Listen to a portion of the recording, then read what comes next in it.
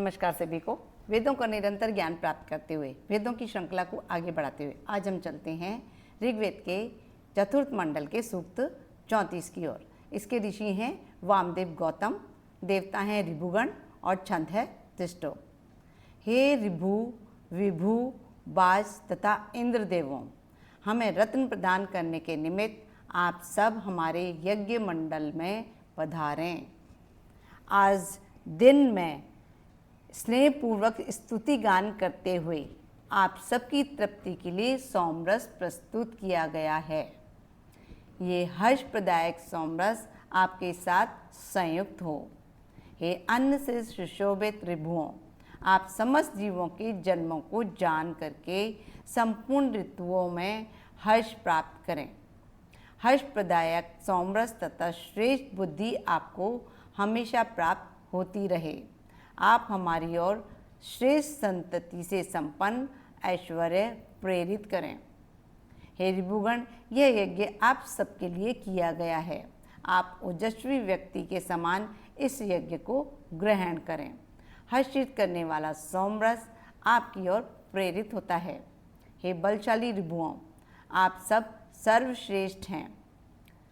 श्रेष्ठ नायक हे ऋभुगण, आपका रत्न आदि धन परिचर्या करने वाले तथा आहुति प्रदान करने वाले यजमान के निमित्त हो।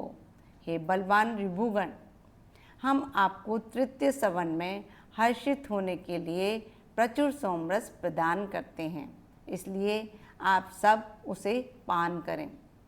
हे बलवान नायक ऋभुओं, आप अत्यधिक ऐश्वर्यवान के रूप में विख्यात हैं। आप हमारे समीप पधारें। जिस प्रकार नव प्रसूता गौएं घर की तरफ गमन करती हैं, उसी प्रकार ये सोमरस आपकी तरफ आगमन करते हैं। हे बलशाली ऋभुओं, आप स्तुतियों द्वारा आवाहित होकर इस यज्ञ मंडप में पधारें।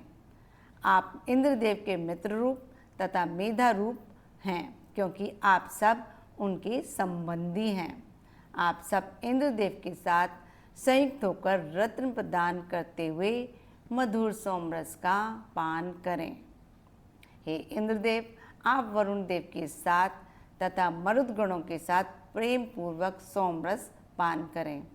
सर्वप्रथम सोमरस पान करने वाले और ऋतुओं के अनुसार सोमरस पान करने वाले देवताओं के साथ तथा श्रेष्ठ धन को धारण करने वाली उनकी पत्नियों के साथ आप सोमरस का पान करें। हे ऋभुओं, आप आदित्यों तथा पर्वतों के साथ प्रेम पूर्वक हर्षित हों। आप देवताओं के हितैषी सविन्न देवता और रत्न प्रदाता सागरों के साथ संगत होकर हर्षित हों। जिन ऋभुओं ने अपने रक्षण साधनों से अश्विनी कुमारों को सक्षम बनाया, अपने माता पिता को तरुण बनाया, गौओं को दुधारू तथा अश्वों को बलशाली बनाया, जिन्होंने कवच को विनिर्मित किया, धावा पृथ्वी को पृथक किया, तथा जिन बलशाली नायकों ने उत्तम कर्मों को संपन्न किया, वे सर्वप्रथम सोमपान करने वाले हैं। अश्विनी कुमार आरोग्यवर्धक सूक्ष्म प्रवाह हैं। ऋभुओं किरणों द्वारा उनकी क्षमता बढ़ती है। उन्होंने गौ प्रकृति भूखंडों को उपजाऊ बनाया है। प्रकृति आकाश और पृथ्वी के बीच सुरक्षा कवच के रूप में आयन मंडल किरणों के प्रभाव से ही बना है। इसी कवच ने पृथ्वी और आकाश के बीच विभाजक सीमा बनाई है।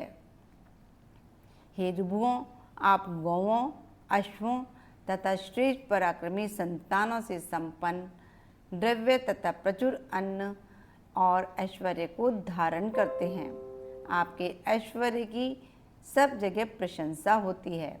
आप सर्वप्रथम सोमपान करके हर्षित होकर हमें ऐश्वर्य प्रदान करें। ऋभुओं, आप हम सबसे दूर न जाएं, हम भी आपको त्रसित नहीं रखेंगे। हे ऋभुओं, आप देवत्व से संपन्न होकर तथा आनंदित होकर इंद्रदेव के साथ इस यज्ञ में हर्षित हों। हे देवों, रत्नदान के निमित्त आलोकमान मरुतों के साथ आप हर्षित हों। ये हुआ सूक्त 34 कंप्लीट। अब नेक्स्ट वीडियो में हम मिलते हैं सूक्त 35 के साथ में। नमस्कार सभी को, खुश रहें, स्वस्थ रहें, मस्त रहें।